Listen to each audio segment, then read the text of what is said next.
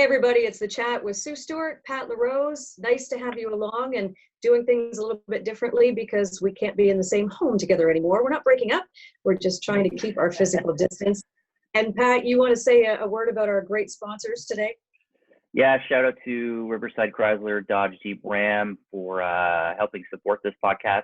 And just to mention that as far as we know right now, their service department is open. If you do need repairs, we encourage you to contact them and they can find a way to schedule you in. Also, if you're in the market to buy a vehicle, if your lease is expiring or if you need a new vehicle, you can still go to their website to browse their inventory at riversidechrysler.ca. And I'm sure the staff, you can communicate with them directly through the website, or you can even call them. They're definitely happy to help with any of your automotive needs. And there's a lot of businesses that still have to remain open. I know most people are doing the hashtag stay at home, but there are people who need to use their vehicles. Yes, they may be the only ones that are cashing in on the low gas prices right now, but they have to go to work. We're talking about insurance people. We're talking about lawyers, banks. All of these people are necessities. I mean, being a realtor right now, it is a difficult time for us because the Real Estate Council of Ontario putting out new rules as we go along because this is something new to all of us. Face-to-face contact, of course, is not hopefully what we're going to be dealing with in the next little while. Open houses are kind of coming to an end. They're not doing anything saying mandatory. They're not using that word, but they're highly recommending certain procedures that we're using as real estate people. We have to continue to sell homes. There are people in situations that they've already sold their home and need to purchase a new one or they're going to be homeless. There are other people that are breaking up and the divorce is happening no matter what, so they need to be in a different house. All different kinds of reasons. RCMP having different, coming to the community again or being replaced somewhere else. Those aren't the terms I'm supposed to be using, but they're being moved. What do you call that? Not replaced? Like relocating? Relocated, thank you. I knew it started with an R. Yeah. Been putting in long hours and also owning the grocery store. That in itself has been definitely, first of all, being a new owner of a grocery store, then during a pandemic. Luke and I have been over the moon with the amount of support that we've been getting, including, Pat, I have to say this, we had Donald and Sylvie from Henderson's Grocer in Lancaster. I've gone through there many times. I've gone in and gotten their sticky buns. They've got amazing bakery and smoked meat and all that kind of stuff. It's a great store and a very busy one at that. But he reached out to us recently and said, keep up the good work, guys. We're all in this together. And we noticed that he got the plexiglass put up. And we're like, where did you get the plexiglass? We have no idea. From one day to the next, we're so busy, but we want to protect our staff. So thank you so much to Cornwall Glass for getting that out to us very quickly. So we passed that on to Mark Begg, who owns the Home Hardware in Chrysler, as well as Maxville. So none of us are in that competition of a local grocery stores. We're all we're a team of local grocers helping each other and helping keep our staff safe. So it's really been, it gives me goosebumps every once in a while when we have an opportunity to work together and really try and get ahead of this in our own communities. Yeah, no, that's awesome. And I have to say, it's really inspiring when you see so many small businesses really step up to assist the community and do everything they can. And at the same point, I'll say this, it's a little bit discouraging when people are going on the defensive mode and attacking some of these places for staying open or for not taking certain precautions. When I think we have to take a step back and appreciate and expect that all the businesses that are remaining open are doing everything they can to disinfect and take precautions and social distancing and doing everything they can, because I've had conversations with a lot of small business owners and they're assuring me that they are doing everything they can and they're trying to accommodate everyone's requests and to allow as many people in or to deliver as much as they can. And people just need to be patient. And because I'm seeing a lot of comments from people on social media, negative comments. And I think you need to, stop looking from the outside in and trying to imagine yourself being an employee of that store or a manager of that location and having to work in these types of conditions and accommodate all these customers and all these requests. So let's all appreciate everything that these small businesses are doing, and even the nurses, the police, the doctors, everyone that's really stepping up to help get the community through this tough time. Speaking of the hospital staff, nurses, doctors, everybody in between, I saw on CTV News the other night, and I guess it was on Facebook. I missed it clearly, but Sip and Scoop. over in the Vincent Massey Drive area, they Hmm. were giving away meals, like they do their waffles and the bubble teas and stuff like that. If somebody from the hospital staff called, put in an order, went over, picked it up, free on them. Just show us your ID, show us that you're working for us, and we Well, appreciate. Couldn't get over that. And it was Graham Richardson that said once the clip was done, he's like, now there's a business you're going to want to remember after all this is done. right. Yeah, that's awesome. Hmm. Yeah. As far as the state of emergency, that can you tell us a little bit more about that? I haven't had a chance to read Yeah, it all so yet. I'll tell you what I know and what I understand of it. So, the mayor and well, the counties declared, and Prescott Russell declared a state of emergency, and I think that's in relation to just the continued increase in the amount of cases in our area. From what I understand, it just means that it allows them to access resources municipally. That's a word. To be able to invest in more areas to help support the recovery and the to stop the spread of the coronavirus. I think it's just there's this constant reiteration of the social or physical distancing to stay home. So don't leave unless it's absolutely essential. If you have to go get groceries or there's an emergency situation and you have to leave your home, but don't go out and have parties with your friends. Don't go visiting all your neighbors. Like, be smart about it and only go out if it's absolutely essential. And I think the state of emergency is just another way to continue to enforce that message, and hopefully, people listen and we can all get through this together. I think people need to have their teenagers listening every time the prime minister speaks, because they Yep. can't say it enough. This is affecting every part of this world. And I have other parents that have actually said, how are you doing it, keeping your kids in the house? Right now, we're dealing with a 4.5-year-old and well, she's going to be 13. They're not needing to go out and see their friends. They can do it online and they're fine with that. But I've had others where they're just like, yeah, him and his buddy went out for a drive today where they were bored. I'm like, yeah, they're not supposed to be together. Yeah. It's difficult to have it sink into the younger generation and to the older generation. Can I give you just a quick, I was on a home inspection the other day. I literally gave two old people shit.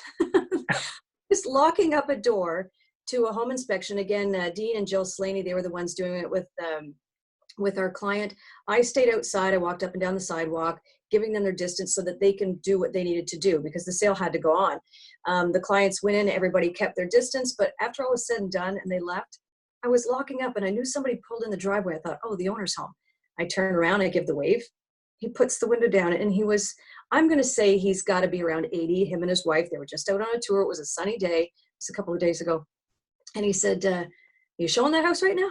I said, no, sir, we haven't accepted offer on it. We're actually doing a home inspection. Well, can we still have a look? I said, Oh, really? are you being no? I couldn't believe it.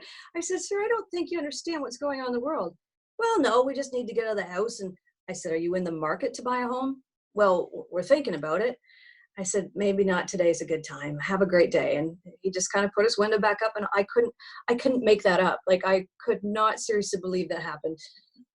Yeah, I was and was concerned and I thought, where is he stopping at next? Just go home.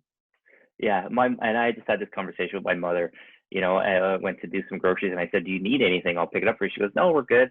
And then she was talking about going out and I said, you should stay home. Like, it is affecting the older demographic. Like, you don't have to go out. Like, we can FaceTime, we can do all these things. So it's like having that constant message. And you're right. It's having that discussion with the older demographic in our lives. And even the teens that think that this isn't a big deal. Well, it will become a big deal very quickly if you go out, you contract the virus and you bring it home and your parents or your grandparents get infected by it and get sick and die. Mm-hmm. The one concern that I had recently the fact that we have a split family home, there's not one person in this house that has the same last name. I'm going to go through them all, but trust me, I can't cross a border without a whole bunch of notes from other parents, even for the dog. Oh my but God. back and forth, I understand it is fine for us to be doing that. We've tweaked our schedules where usually there was a cutoff day for the little one. And so now we're going a few days in a row. back and forth. And again, we're being very cautious. Of course, Luke still works at the grocery store, but out there we're being very cautious. We're doing everything we can to follow the rules and the guidelines that have been put towards us, but we can't go without seeing our kids. And that's been a concern for most, but I understand in the UK I don't think it's been brought up here.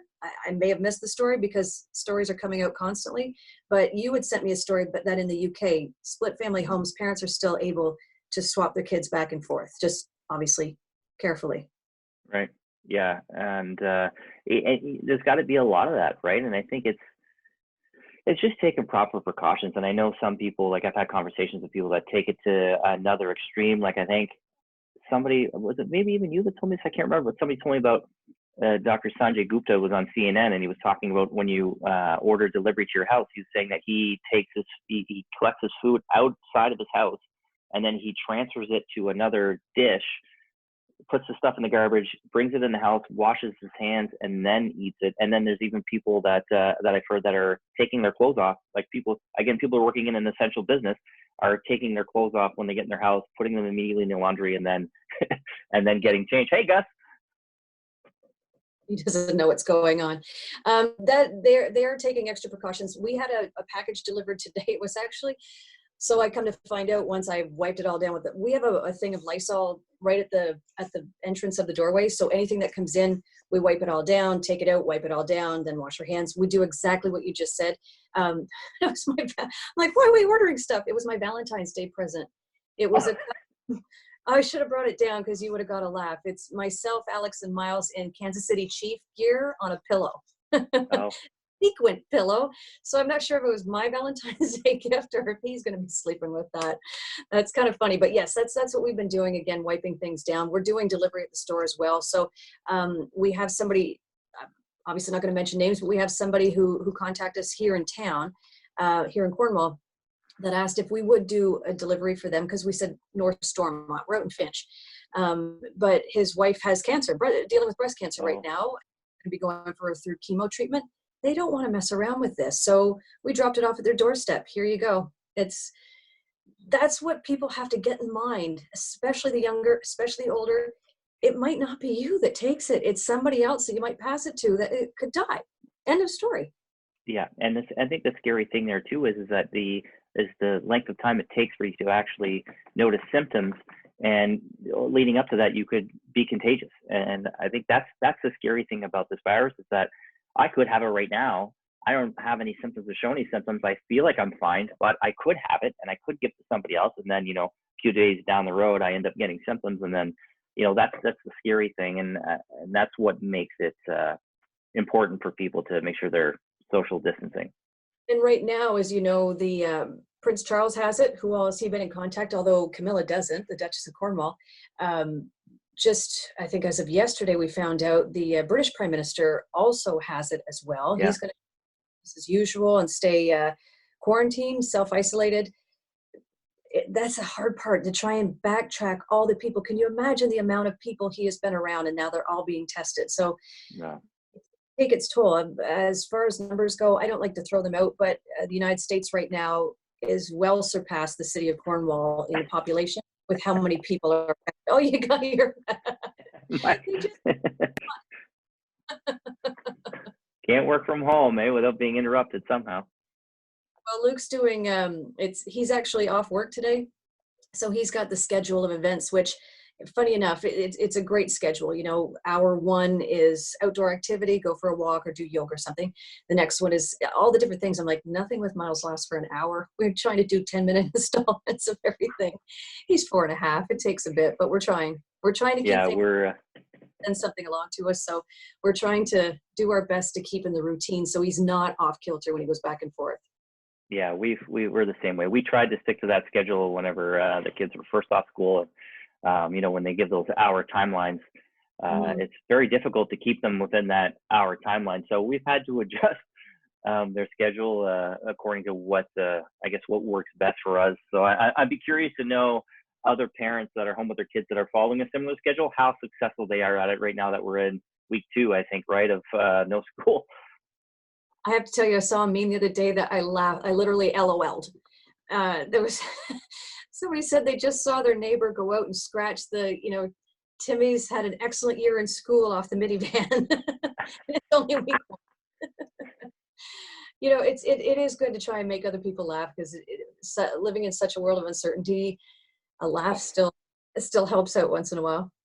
Yeah, yeah, for sure. And again, that's just that pushing that positivity out, and let's have fun and let's share the good news. And on that note, talking about social media and news, I think just to put some caution out there for people to be very careful on what they're reading, what they're sharing, because there has been some fake news that has been spread through social media, and that was the one of the bigger ones was these stories going around of that there were dolphins swimming through the canals of Venice, Italy, and there were elephants. Yeah, and there were elephants and stuff walking in the streets in Thailand. And the National Geographic put out a post saying that this is fake news. Like, while the water in Venice is clearing, that's a true story, there are no dolphins swimming in the canals. That video is from another area in Italy, much farther away, and it's common for dolphins to swim there. And then they're saying too, with the elephants and the other animals on the streets in Thailand, that's a normal occurrence. And then the most recent one was this post going around saying that Tim Hortons is closing. They're like no takeout no delivery, or not delivery, drive-through, sorry. And somebody posted on Facebook saying that they actually called and they were told, no, we're not closing. So I just want to take a minute to encourage people to look at the source of where that information is coming from, and then backtrack, or even go to like I went to Tim Hortons on their Facebook page too to see if they posted anything, and they didn't. So if you're reading something and it sounds like it's a little too good to be true or not to be true, then just make sure you're getting your information from reliable sources before you start sharing this stuff, because that stuff spreads just as quickly as this virus does. And we're all going to be filled with all this false information, and we're going to be spreading that like wildfire. So just do your due diligence and double check your source for that information before you start sharing it. The world's coming to an end if Tim Hortons closes. At least Cornwall will, right? Oh my God. Well, again, everything is changing every 5 minutes. It used to be one day at a time we take things. Now it's 1 5 minute at a time. There's no way of knowing what's going to happen next. But knowing each and every day we get an update from the government, they're doing their best. Again, I said this in our last week's podcast. They don't know what they're doing because we've never done it before. They're just trying to take it day by day and hoping that we don't get as bad as the other countries. Yeah, and I think, and same for me. Like for us, like every day, like it's a new day for me. I'm like, okay, what's happening today? What's going to come out today with the press conferences? So it's really, we're at a day by day situation right now, and just hopefully, this consistent increase in cases starts to take a downward trend, and then hopefully we can all get back to our normal lives sooner than later. Who I feel sorry for a bit right now, clearly I feel sorry for a lot of people, but most recently the Olympics, Canada pulled out of the Olympics first, and they said, no, we're going to back out unless you suspend it. It's going to be suspended, but can you imagine if you're in your last year and you're getting old, like, and it's like, oh, I got to stay trained for one more year. I can do this. But that's got to be very disappointing. But all the athletes that I saw that commented on it, they were like, absolutely not, we don't want to go, we're good to stay home. And they couldn't have any animosity to it, at least on camera they couldn't. But those are decisions that have to be made and have to be they just have to happen.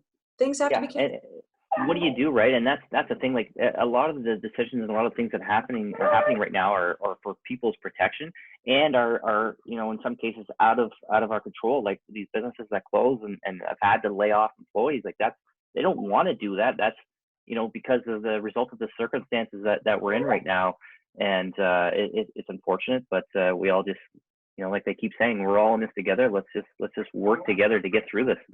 And thankfully we can all go online, because I understand Service Canada closed their doors as well. So everything has to be done online, and hopefully people can navigate around, because some people aren't that computer savvy, and now's the time to get yourself there. And if the internet went up, can you imagine, Pat, if this was when the internet happened?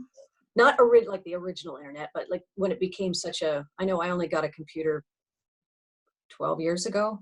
I just money, that's why. But if say this happened 20 years ago, where would we be?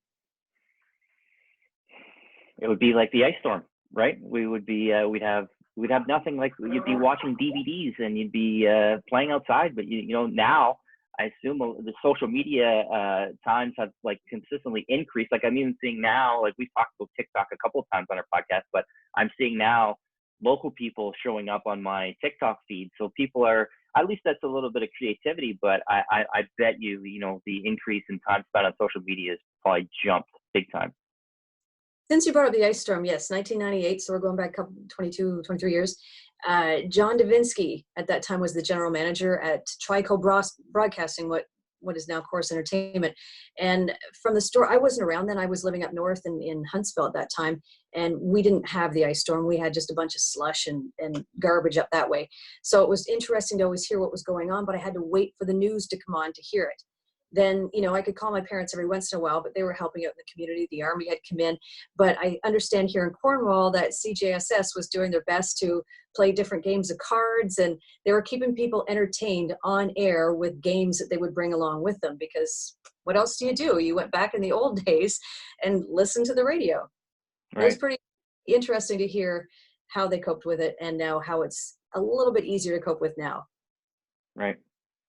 Yeah, I mean, with now, and thankfully we still have electricity right now, and the weather is getting warmer, so we can spend more time. I'm seeing a lot of people, you know, outside my window that are going for walks, like more than I normally see. So people are getting out, getting some fresh air, and you know, hopefully, like for us, we're doing some spring cleaning, we're doing you know, some home renos. We're trying to be productive during this time, right? As productive as we can be with 2 kids and a dog running around the house, but we're taking the time to I guess, to be productive and not just, you know, laze around and do nothing. And I'm sure this is going to take its toll on couples and families. 100% being stuck in a house, cooped up, not being able to come and go as you please. It's just hang in there, everybody. We're again, we have to realize we have to get through this together. The world is a team effort right now. So whatever you're going through, there's other people going through. Some maybe even worse than others. So you just have to keep in mind, even if you have to go out. Like I had to run over to Independent the other day, Backstrips, and because Miles is sick with a cold, but he needed something to help him sleep at night, some Vicks Vapor Rub and stuff, and we were literally out. So I went in, I wore my gloves, motioned to a couple of people, hello, did my thing, stood at the cash in my distance, went through, out I went. I didn't need to walk around and look at what else I might need. I got what I needed, and I came home.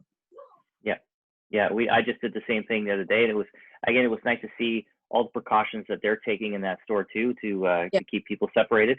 But yeah, I did the same thing. I went in, I got everything that I needed, and then I got out. I didn't hang around. And I think that's the other thing that you know, Bernadette made very clear, and I think she's done this consistently in her message, that buy what you need, only what you need.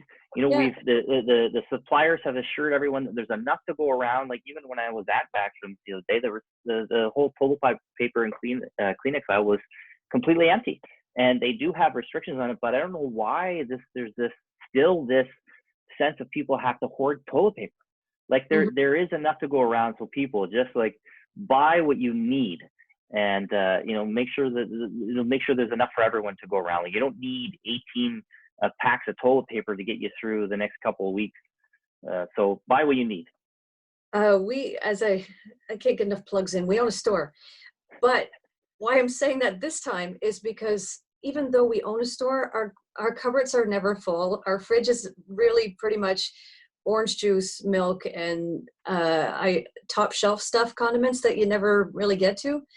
We were cleaning stuff out the other day, and I came across, I'm like, oh, I remember buying this at the farmer's market. It was a lemon dill sauerkraut, and I really do like sauerkraut. Oh. So I've done some jumbo hot dogs on the Traeger. I said, I'm going to have this with hot peppers. Just what I felt like. And it wasn't until after I was done, I just happened to look at it.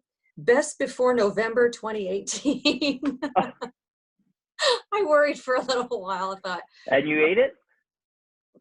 I read it after I ate it. Oh my God. Going at the burps and stuff, going to bed that night, looks like that's what you get for not reading the expiry date. I'm like, who thought sauerkraut? I thought sauerkraut started bad. Like I didn't know there was an expiry date on it. You know what? Check your label. Yeah, it's funny you say it, because we every now and then we'll go through our fridge and our cupboards and we'll throw stuff out. But one of the things that I think I've been more educated to, I don't know if it's just the products have changed their storage recommendations, but like Cheese Whiz, after you open it, it says to keep it in the fridge. But I remember all my life as a kid, it was in the cupboard.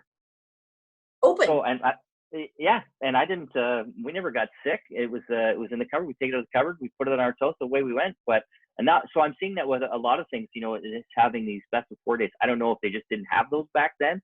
Like it didn't have specifications on how to store it or what, but I'm like, man, you know, when I was a kid, we didn't store it that way. We did. Yeah. We did. But Yeah. now that you say that, I've always wondered, like, what sort of wizardry are they using on Miracle Whip and mayonnaise that they can stay on the shelf that long, but then crack that lid and whoo! Oh yeah, yeah.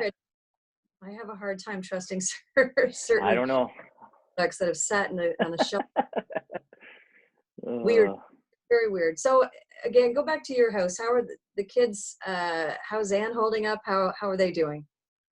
Well, everyone's doing okay. Like Anne's obviously works for Service Canada, so at the in-person center, even they've closed.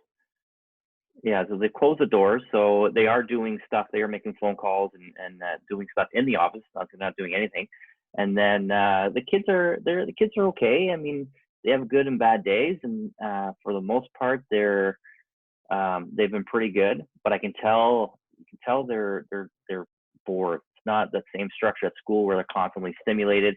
So we're trying to, you know, have certain times of the day where they're being creative or using their brain, or we're trying to teach them something.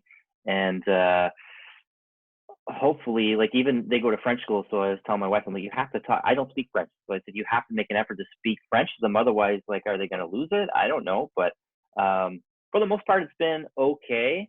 And like I'm working from home. I still go into the office sometimes for a little bit because we are an essential business, but we are still operating. The Seaway News will still continue to go out every week with the ad bag. We will continue to update the website. So we're doing everything we can. I wiped that down too, by the way. It comes to the door and it's all in the package.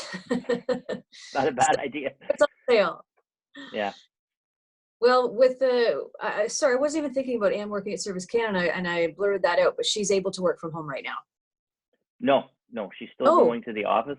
Yeah, she's still going to the office. I'm not sure how things are going to transpire. So they're doing stuff there. They're just, people can't come in right now.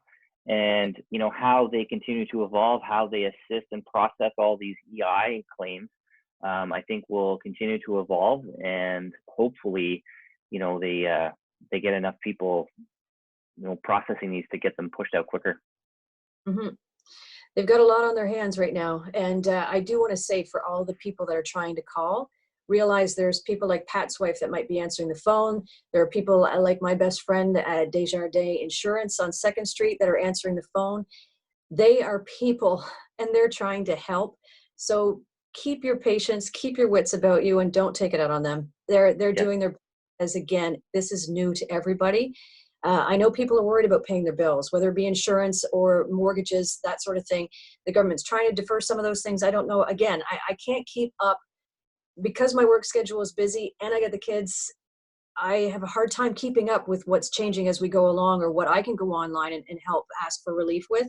We're doing okay right now. So I just feel for the other people who have been living paycheck to paycheck and not getting that paycheck. How are we going to pay the bills? But again, just remember that people are trying to help you. They're not trying to screw you in any way. Just be patient.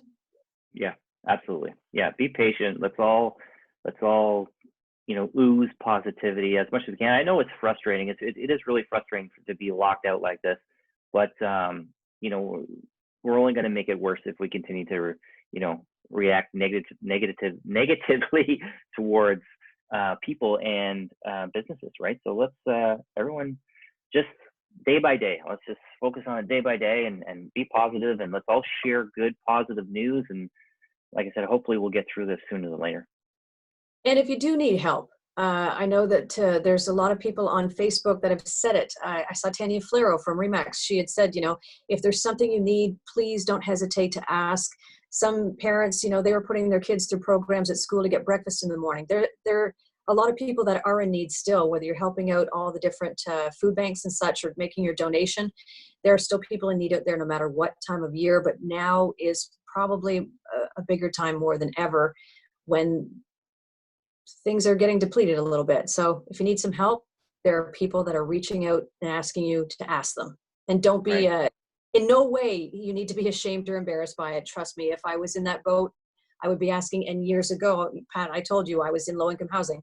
I asked for help and I gradually moved on. I was not, well, I can say I was a little bit embarrassed by it, but I needed it. And I had a kid at that time. So it doesn't hurt. I've asked for help. You can ask for help. Yeah, for sure. And there's a lot more people putting their hand out right now, offering that assistance, right? So don't be shy to take advantage of it. Like even for us, like I feel like I'm putting myself out there more to help people who might need it, because it's not. I don't mind going to the grocery store or somewhere to pick up a few things for my mom or my wife's parents, helping out in the little ways that we can. Again, we're all in this together. Mhm. Absolutely. The entire world is in this together. You got this. And I think that's about it for us today, Pat. I think so. Well, thank you so much for joining us. And again, to our friends at Riverside Chrysler Dodge Jeep Ram on Vincent Massey Drive, all the best to you, all the health to you, and to your service staff as well, trying to keep people on the road as much as they can. Pat, you had said they're asking people just to give a call and find out the opportunities or the possibilities to go and get their car fixed if needed. Yeah, I think it's the same thing. Just double check their Facebook page, Riverside Chrysler. They'll put updates on there. You can always call. I believe that there are still staff there, and you can call the service department as well. And you can communicate directly with them through the website riversidechrysler.ca. All right. Well, I have to go because I'm pretty sure gym class just started upstairs. There's a whole lot of banging on. But all the best to you, Pat. Best of health to everybody, and stay positive, stay hopeful, and the world is on our side. Yes. Thanks, Pat. Thanks.